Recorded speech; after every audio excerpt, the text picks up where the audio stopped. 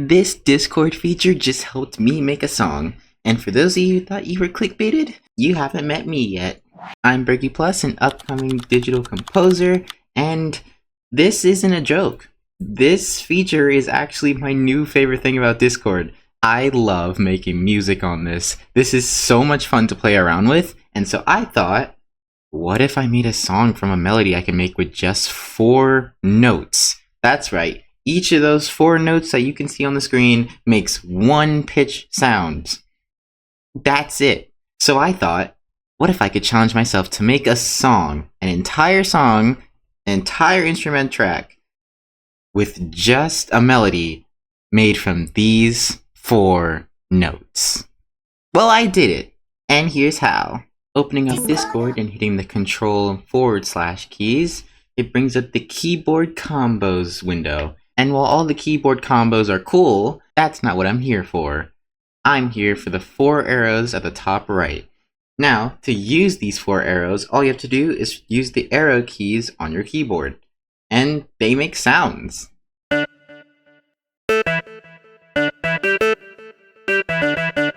This is when I knew I had to do it. So first things first was make a melody. Playing around with the arrows a little bit, I found one that was pretty good.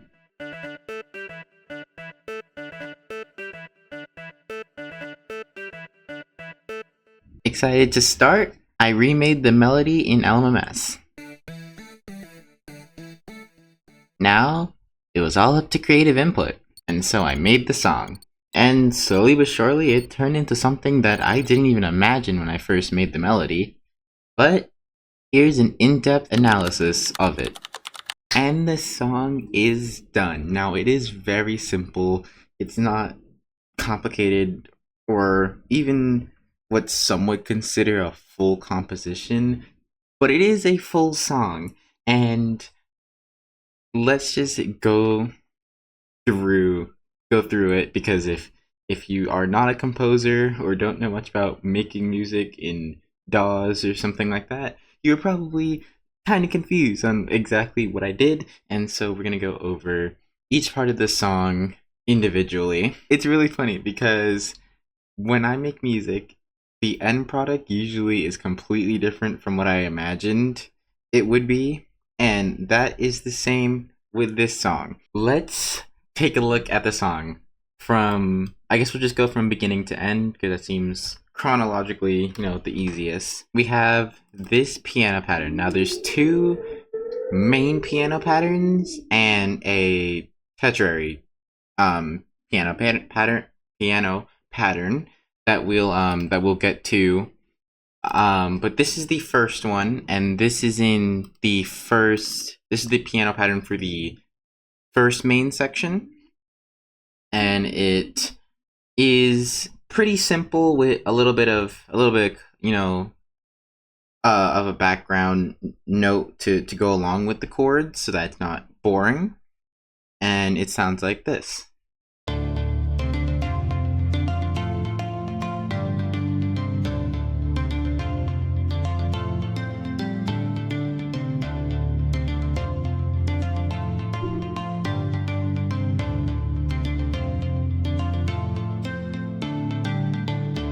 So you heard that the background melody is there, the chords are there. Simple, it's a simple chord progression. Now we have the drums for the first section, and these drums do reoccur throughout the song.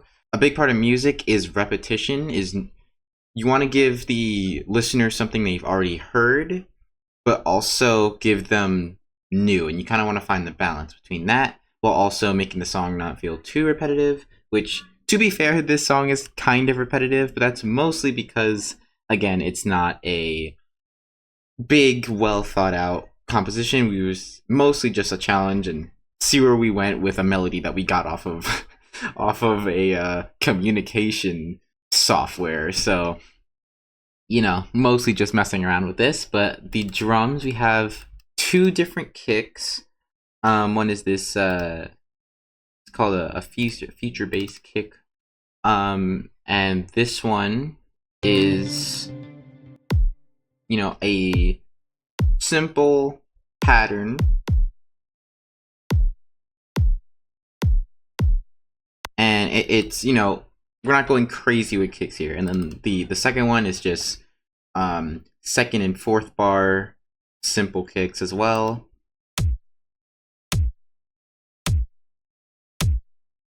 And then we have the claps, which is going along with the second kick, but it does go up a bit to give it a slightly different sound.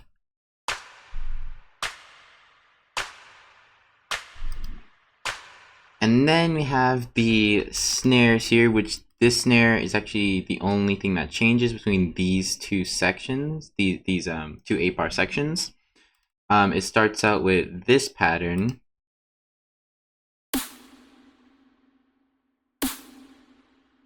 And then switches to another 2 and 4 bar simple pattern. Then we have the reverse symbol here. And that just kind of pushes the song forward. You can see I have these throughout. And then we have this symbol in the second section. So, you know, give that impact. And then we have a 4-bar version of this melody here to lead us into this part.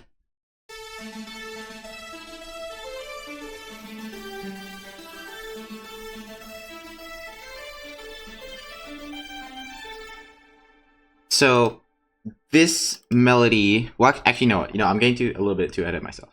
I was about to start talking about this section. Let's keep at this section. We have these automation tracks here, as you can see now. These two are irrelevant at the moment until we get up to this part. So I'll talk about them when we get to here. But this is what's important. This is the low pass filter, and this starts here. So only sounds with a frequency lower than this will be heard, and it slightly rises, so you start to hear more and more of the high, and then it does a steeper rise to the next section. So altogether, that'll sound like this.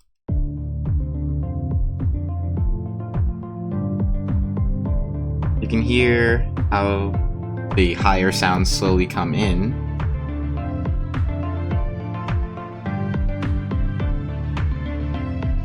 Got the reverse symbol. And now we're in the second section.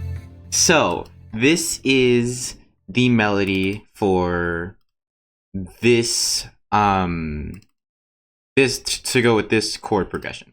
And it's gonna come again later in the song. And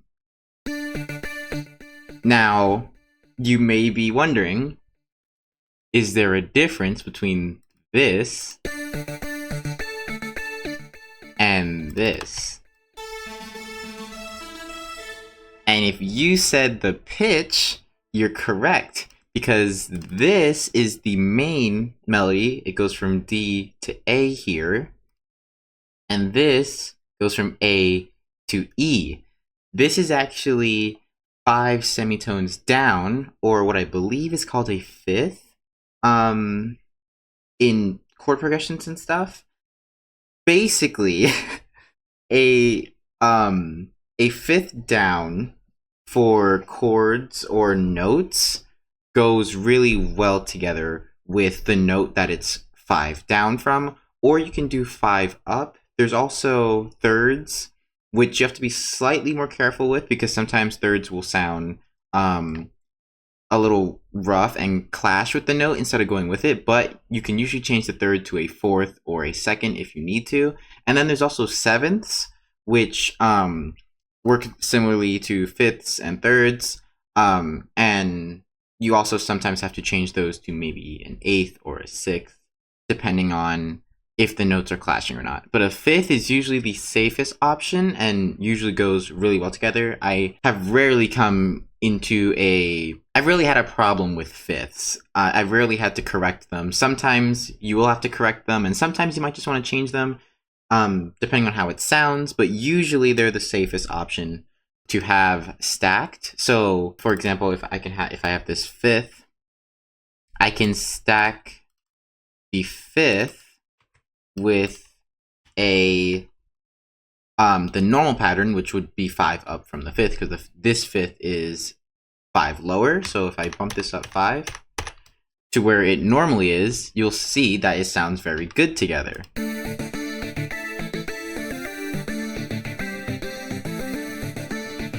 So that is why the 5th is used here, because it sounds different from this part, because if you'll see, even though this is the same instrument, this is the 5th down, but this doesn't actually go a 5th down. But I used a 5th here, one, to not only differentiate this from this, but also because the 5th down is actually going to come back later in the song in this part. So it's actually already going to not only be different from this part, which gives it contrast and makes the feeling of the song as a whole, or at least this part, feel more unique from each other. It'll also be that part of familiarity throughout the rest of the song, because the 5th down is going to come back again with a different melody. So even though the melody is different, the concept of why the melody is a 5th down and sounds different in pitch will actually be familiar, and that'll give the the brain that little tickle, like, this is different, but it's similar to something I've already heard. So that's why this is really important. But we have 3 different tracks here. This track and this track have the same instrument loaded. So if we go into this one, you can hear that instrument, and this one, if I push it up, because it's actually a whole what is it called? I forgot what these are called, but it's 12 semitones down.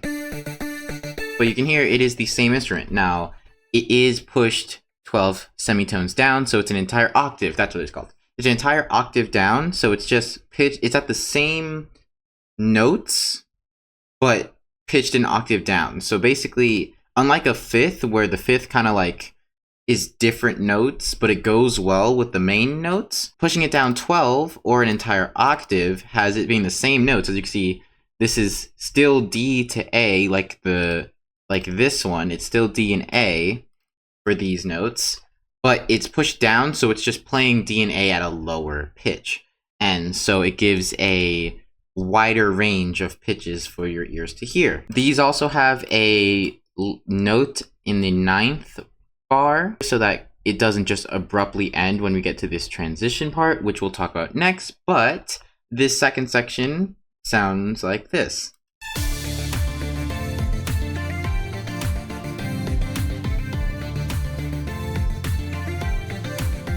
Listen to how the melody goes with the chords. The chords hit different notes sometimes to give contrast, but overall it goes together.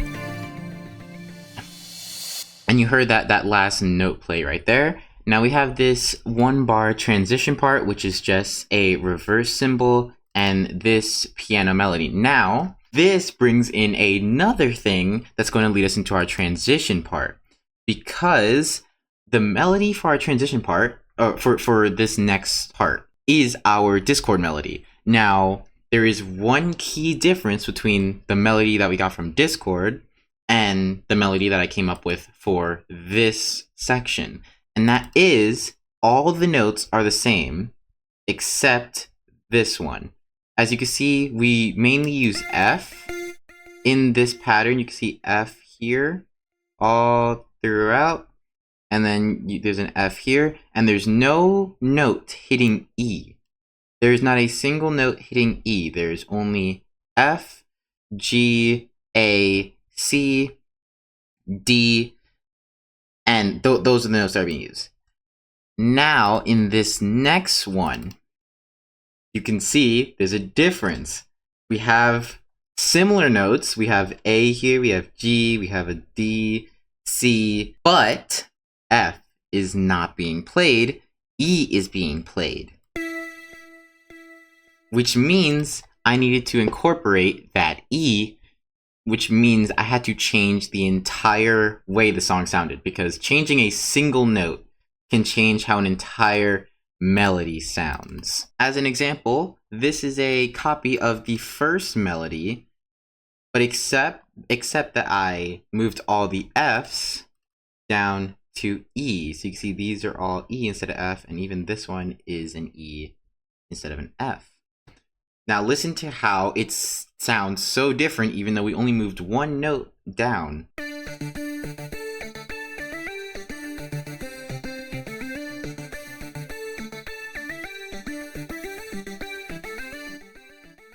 It sounds way different. It has a completely different feel, even though the rest of the notes are still the same. So I needed something to bring in that E, because nothing has played in E. Even in the chord progression, E hasn't been played, only F has. So I needed something to bring in that E, which is why this transition is a simple melody, but it goes from F to E instead of straight to D. So I can bring in that E sound. And so you can listen to it here.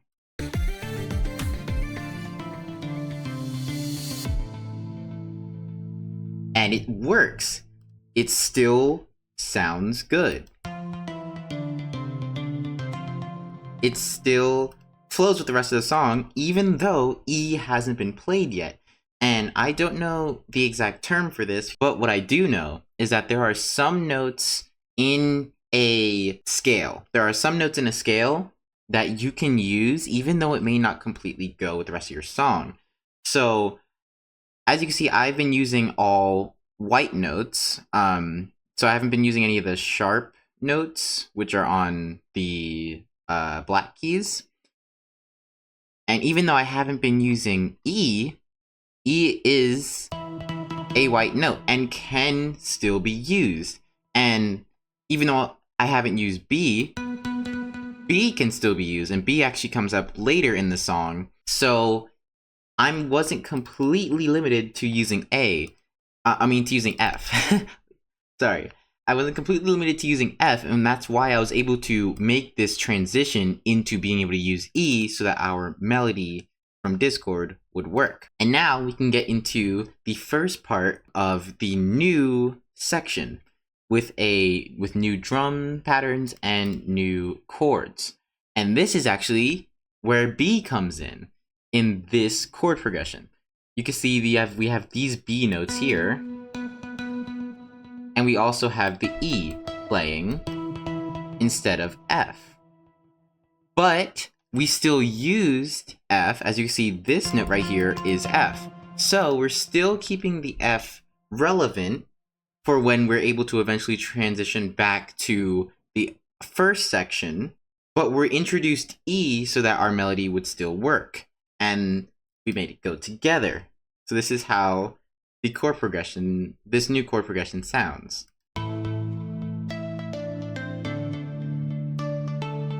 There's that B, and F there too.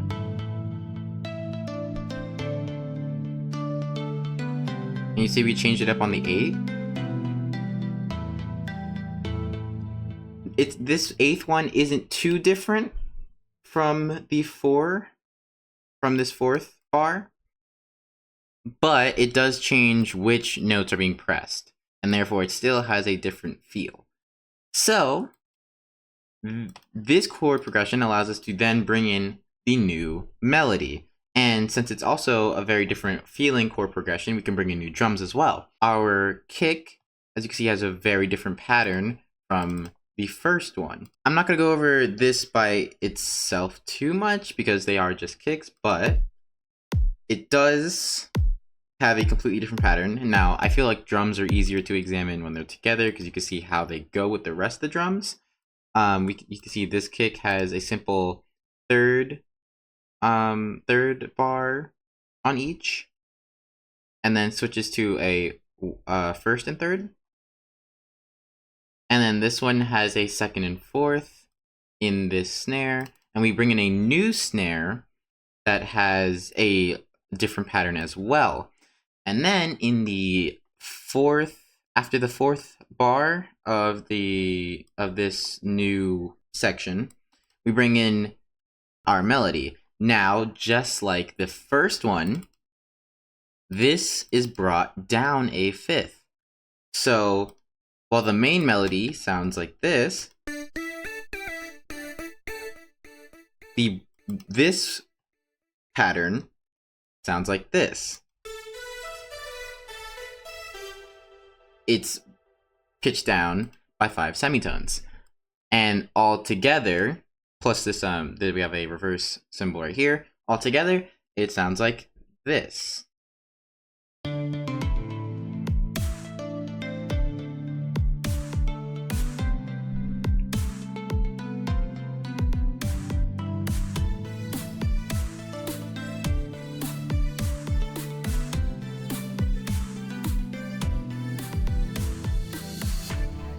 Okay. Good transition, perfectly fine, nothing crazy. Now we have the second section. And this is where the main melody comes in, well, the main correct pitch melody comes in. And this one, unlike the first time this happened, when this one that was pitched down 5 went back up to be the bass pitch, this one stays 5 lower. So as you can see, this one is A, B, and E, and then we get to this one, and it's still A, B, and E. So that brings the dynamic of different stacked sounds, like I showed you earlier when it comes to fifths, and you'll see that it still sounds good together.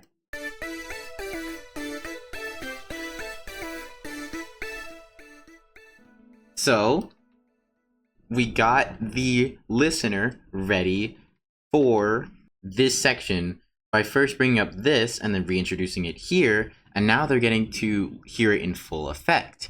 Then we also bring in this bass instrument, which is going to be important mostly for the next section, but we're bringing it in early to kind of pick up the energy of the song, pick up the tension.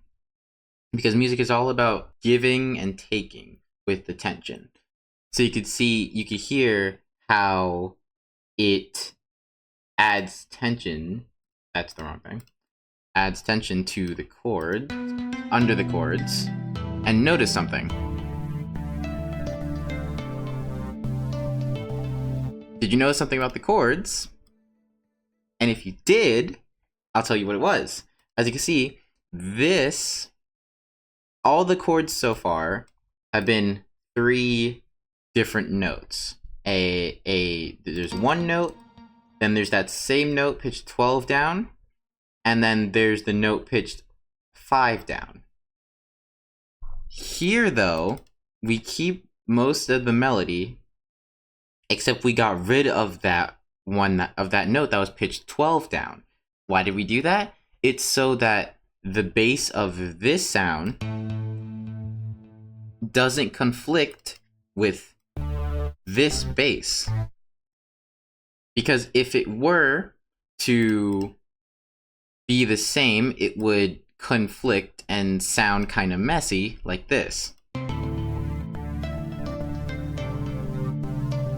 It feels like the 2 bass sounds they're playing at the same time, but they're going against each other because they're 2 different sounds and they're both very deep. So with it being not there, with the low piano notes being absent, this bass gets to shine. And so that's why this was taken, those bottom notes were taken out. And then we can see this added part to the ladder 4 of this 8-bar pattern.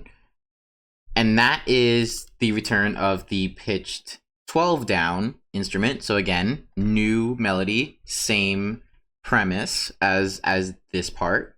You can see this is in C5. Most of this melody is in the C5 bar. Most of this melody is in C4. So we can bring that in again. And then we also, again, to increase the tension, we bring in these claps that are playing every bar. And then at the end of these claps, it changes to transition into the next section. As well as with this snare, you can see it's playing the simple 2 and 4. Then it changes up to build up to the next section. And This as well does a different pattern to build up to the next section. And same with these kicks. So it's all part of the tension building to the drop here. And then we have the automation. This is the only section where where these two occur. The bit crush and amplifier. Now, bit crush adds a kind of pixelated sound, if you get what I mean. I can demonstrate by showing this. You can hear how it got like more, it sounds like you have a low bit rate. Like if a low bit rate for video was in audio, that's basically what it would sound like, for those that don't really know music. But you get the point. It goes from sounding like this to this. So the amplifier here simply amplifies sound, so it makes it louder. And that's because the bit crush at this part was making the song lower, as well as the low pass filter. So the low pass filter, if we get rid of the rest of the automation, you hear how it gets quieter. It got a little quieter at the end there. So I added the amplifier to counteract the effects of the low pass filter and the bitrate. And as you can see, it goes back down so that the sound is not super loud when it drops. So pretty simple automation, pretty simple effects. Nothing too special, but when it all comes together, it sounds good. When it comes to music, sticking with the basics, it usually sounds good together, as long as you get and have an idea of what you're doing, know what it sounds like. So overall, this section sounds like this.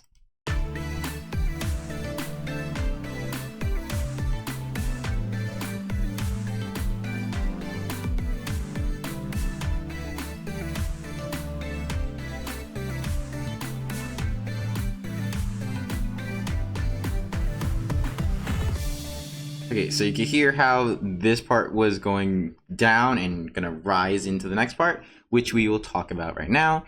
These stay the same. This is still pitched down 12. This is still where it's supposed to be at. This, however, does come up. As you can see, this one is the pitch down 5, A, B, E. And this, nope, wrong one. This one is now D, E, and A. So this one comes up, and the piano changes from this to this.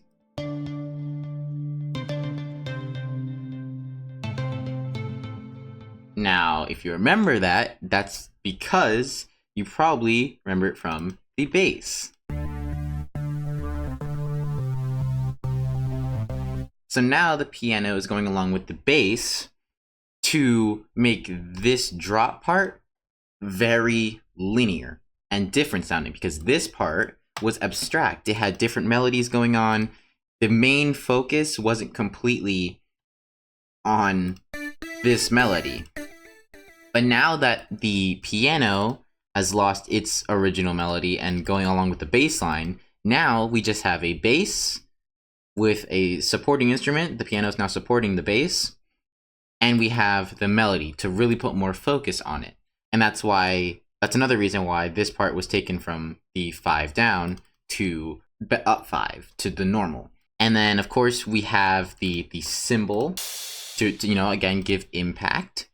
And then the drums change drastically to this being an every beat, this kick. Then the second kick goes back to being a 2 and 4 to give emphasis on every second and fourth bar. Then we have this snare does the same thing as this, so every bar, except it's the second half of every bar, which will add this like back and forth effect between the kick and the snare. Very simple. If you've heard almost any music, you'll recognize just boom, pa, boom, pa. Very easy to recognize. And then this snare just is another 2/4, goes along with this kick. So very linear for the drop. And you can see that we emulated this part. When we got to the transition, we have that single note at the end of the melodies. You can see we did the same thing here. So ninth bar, single note there. And yeah, so the drop is very linear, but is very different from the rest of the song because it was so abstract and flowy. Now it's like the hype moment. This now sounds very different, and I'll even go back a little so you can get the transition, and it sounds like this.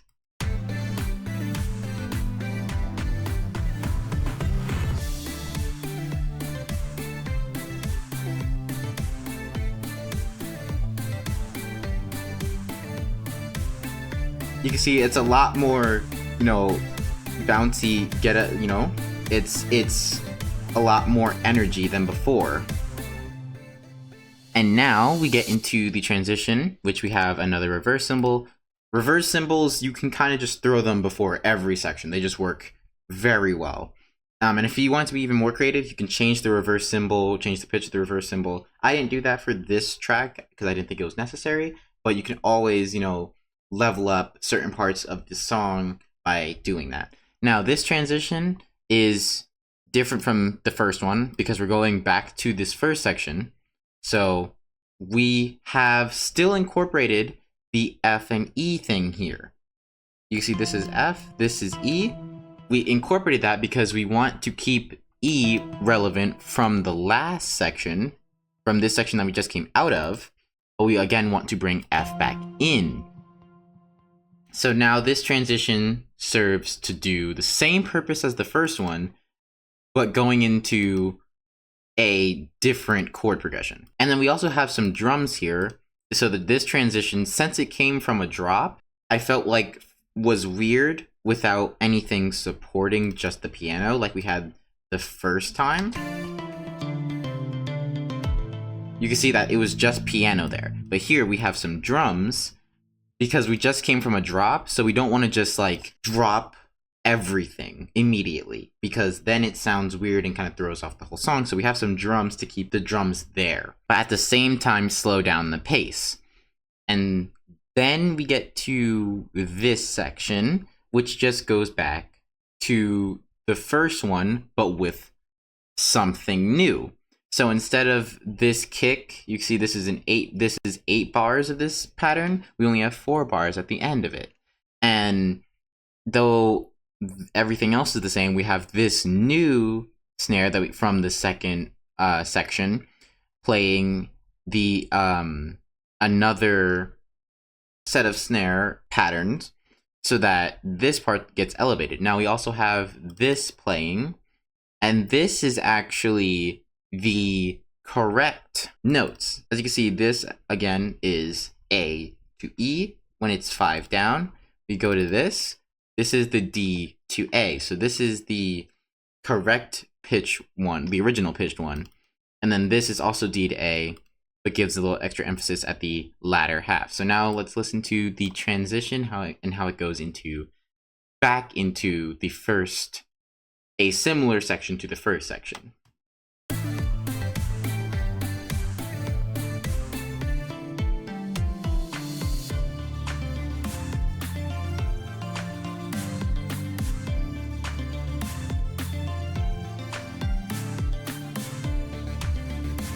You can hear how this one is boosting this sound, this melody. And now, you can see how that flowed pretty well. Now we have this section, and you can see there's no melody here. There is just the piano and the drums. Now these drums are different from the first section because these drums, as you can see, this is the one every bar. That goes back to this drop section.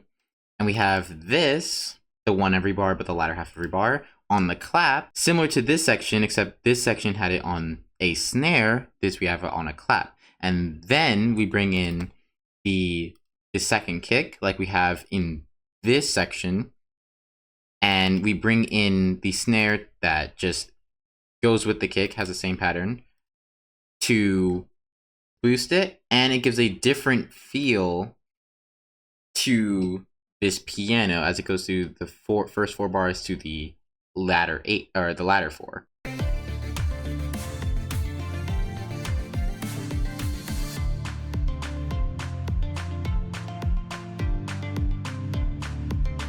You can see there's still energy coming from the drums, even though there's no melody.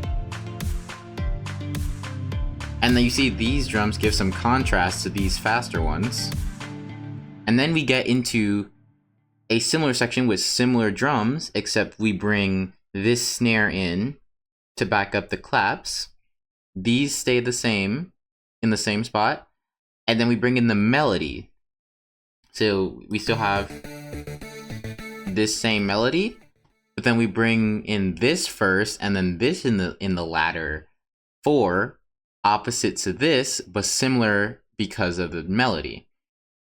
And then we have a 8th bar kind of transition here where the drums, you can see the drums stop on every one. Most of them, these 3, this kick, the second kick, and this snare, you can see doesn't have the latter, anything in the latter 2 bars of this I almost said stanza, that's a poem thing. The latter 2 bars in this section. But the claps and snare that's supported in clap have this in the section in the latter 8. And then we also bring in this instrument, or the octave higher of this instrument, in for the final, the latter 2 bars of this section. And though that sounded kind of confusing because that was my way of explaining it, trying to at least, you could hear how it sounds, and you could hear how it transitions into this drop section where the drums are basically the same. All of this is what you've seen before. It just goes back to the beginning, but with this snare now. And this kick gets a slightly different pattern. So I'm going to let the rest of the song play out because I've pretty much explained all of these parts already. So you've already heard it. You already know how it goes together. And then just pay attention to, how this transition flows, how it drops down here, and then this last low pass filter automation where you'll hear it, the higher frequencies start to cut to slowly drain out and it gets lower. And then that'll be the end of the song. Here we go.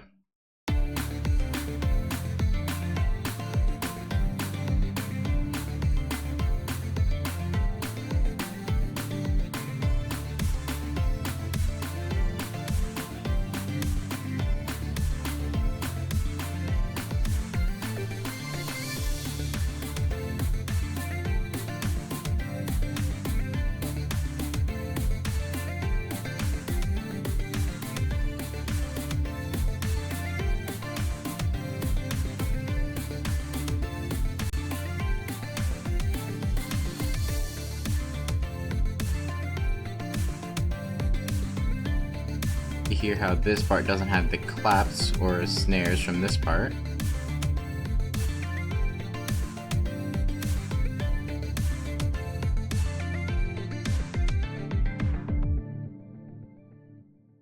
And that's the end. You see we kept the same last note, if you heard. It is low because of the low pass filter, but you can hear that note go off. So that was it. I hope you liked it. I hope my explanation wasn't too confusing.